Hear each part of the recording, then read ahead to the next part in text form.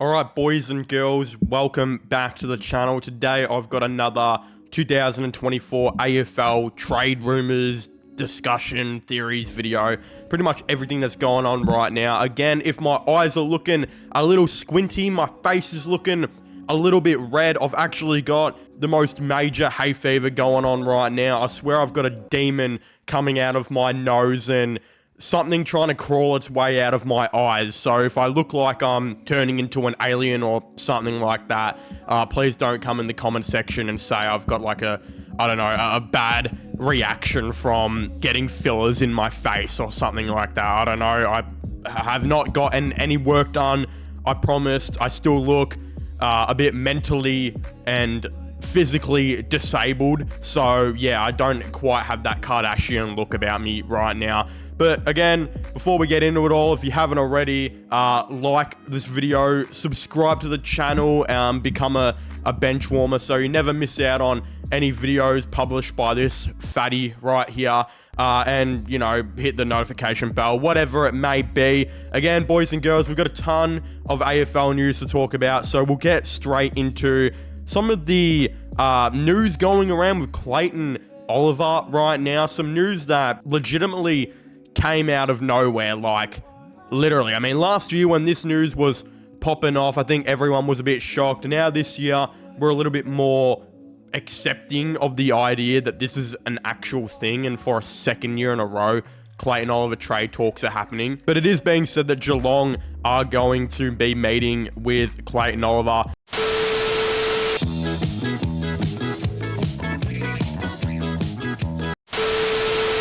Being reported by Sam McClure of The Age. It's being said that Clayton Oliver will meet with Geelong heavyweights today as the club ramps up its efforts to lure the star out of Melbourne. While the Demons have said publicly they will not be trading the contracted midfielder, Oliver has felt increasingly unwanted by the club in recent weeks, per Sam McClure. This is all so crazy to me because I just don't understand how any of this is going to happen, considering Clayton Oliver has 6 years left remaining on his contract, worth about 1.1 to 1.3 million a year. Now, obviously, in today's AFL, contracts can pretty much be like scrunched up and thrown out the window, right? Contracts are kind of irrelevant. I mean, Daniel Rioli and Shea Bolton are contracted for like 18 more years at the Tigers, and they're like requesting a trade to the Shanghai Sharks, to the Portland Trailblazers,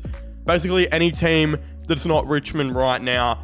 So it just really shows that contracts do not matter. So if Geelong wanted to go up to Clayton Oliver and say to him, look, we want to get you to the team. We want to provide you with the medical staff that you've been wanting over the last year to help you with your injuries and get your body back up to tip-top shape. We want you to, of course, come down. We actually want you, unlike Melbourne, who seem like they don't, and you obviously feel unwanted there. The thing is, we gotta arrange and change this contract up. And I think if Clayton Oliver was to be told that, they could definitely work some things out. And we know Geelong are notorious for being able to do stuff like this. Again, it was only like a couple of years ago where Jack Bowes was on 2 years left at the Gold Coast Suns on like 900,000 a year, and Gold Coast were trying to get him off their books, and Geelong basically said to him, look, we can't give you anywhere near the 900k, but we'll give you an extra 2 years, and when you come to our club, you'll obviously be able to play the midfield time that you want. And that's pretty much exactly what happened. He took a massive pay cut to get to Geelong, got a couple more years, and got the role he wants.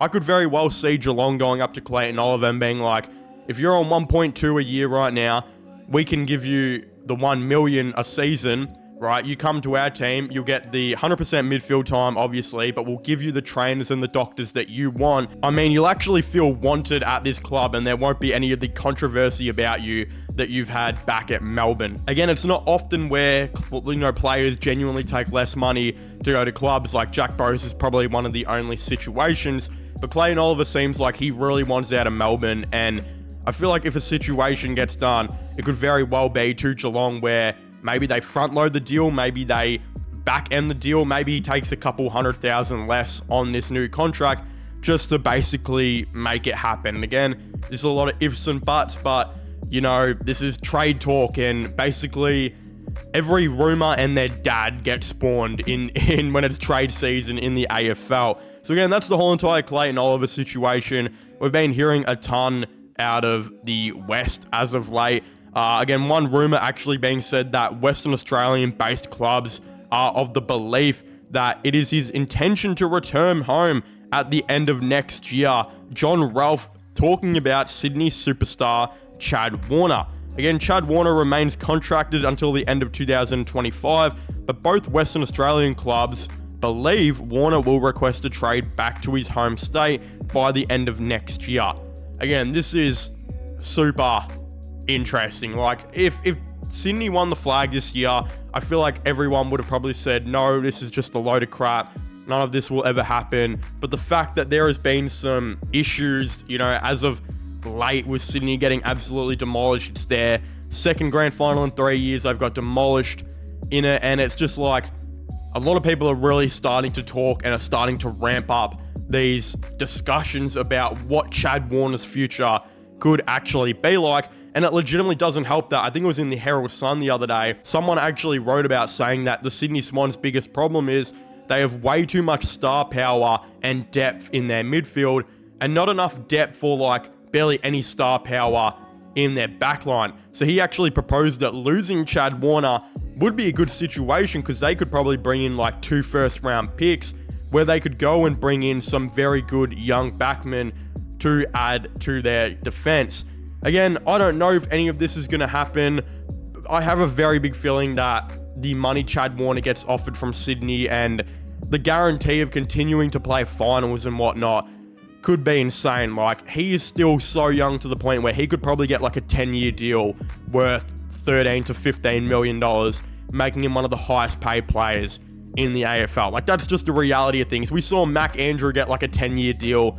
I very much think that Chad Warner could easily be added to that list and get a huge, massive deal that no team can even match. And the reality is Sydney have kept their books so close and so tight and have managed it so well that I think they would probably be able to actually do this. Now, in terms of if he was wanting to look around and move to a different, you know, Western Australian team, who would that team actually be? Who would he pick? And in my opinion, I very much think Fremantle would actually not be the team Chad Warner picks. Again, it kind of adds to the problem that there is at Sydney, where they have so much depth in that midfield, and their midfield's so elite, but Fremantle's backline isn't anywhere as good as what their midfield is, and that's probably the thing they should be focusing on at the moment. So again, I don't know how much Chad Warner really makes sense for Fremantle. They'll 100% come for him just because it's a big name and a big target that you definitely have to put the research in and actually look at. But as far as the West Coast Eagles go, this would be a great target for them, where they can, I think, actually look at this as a really positive thing and something that could definitely happen. Again, the West Coast Eagles are slowly getting better. They hired Andrew McQualter, who is a fantastic coach who will be very good for them. They're bringing in Liam Baker, who I think will probably play halfback for them, and people forget that when he's a halfback, he's like a top 10 in the league, so that will be a great move for them. They are probably going to be keeping their top, 3 pick that they will have, so they'll be able to draft a hopeful future star then.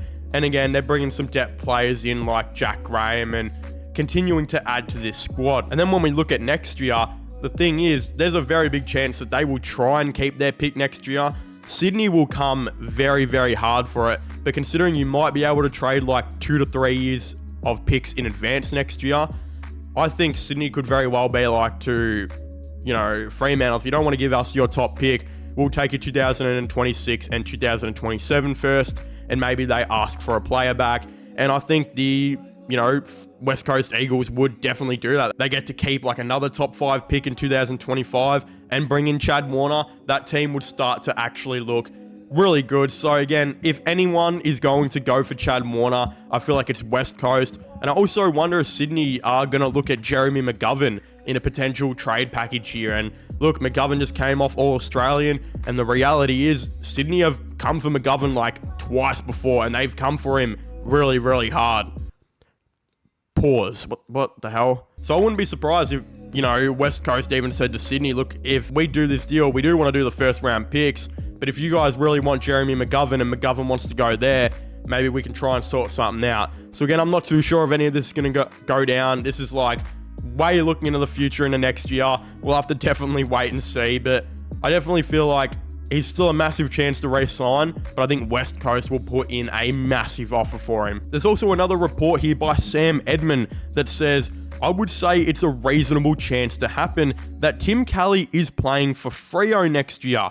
Again, we know that West Coast right now are trying to bring in picks and they're putting players up for trade left, right and centre as of late. I wouldn't be surprised if they offered to pay Tim Kelly's contract for like a year or two and maybe even move him on. Like this report I've been hearing mumblings about for a couple of weeks. I didn't know if any of it was true, but the reality is that Tim Kelly could very well be out the door and Fremantle could get him pretty cheap. I mean, the thing is, as I said earlier, they probably do have too many midfielders at Freo as it is and probably should be focusing on improving their back line.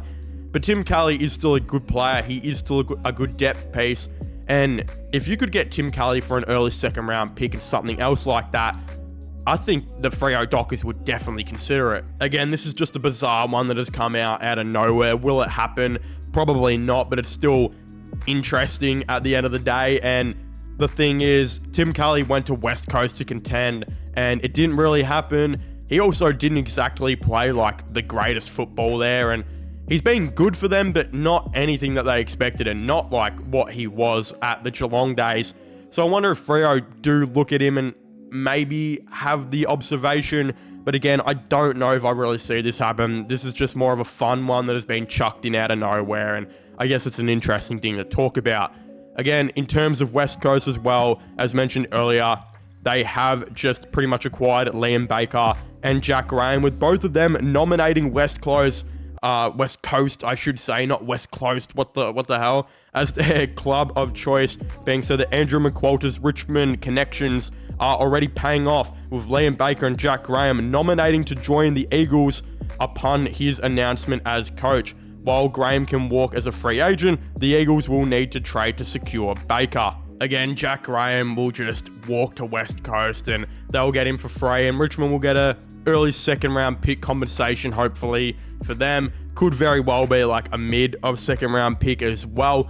And then for Liam Baker, as we know, the Richmond Football Club are in major negotiations for pick 13 right now from them, which they should be getting back from Hawthorn.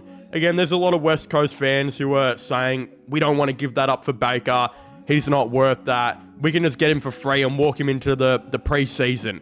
Well, unfortunately, that is not how that actually works. And first of all, Baker is worth pick 13. Again, I know he was okay in the midfield this year, but we got to remember he's a very good halfback. And the only reason he wasn't there this year is because the only good part about Richmond's game was their halfback. So they just needed him elsewhere to do better things in different spots. So that's pretty much what happened there. And also, Richmond have the first pick in the preseason. So yeah, if they wanted to pick Baker again, they easily could. Sorry to tell you, West Coast fans, and anyone who reports that, because it's very dumb and it doesn't make any sense at all. But of course, if you haven't already, please make sure to leave a like and subscribe to the channel. Comment your thoughts and opinions on all of this down below.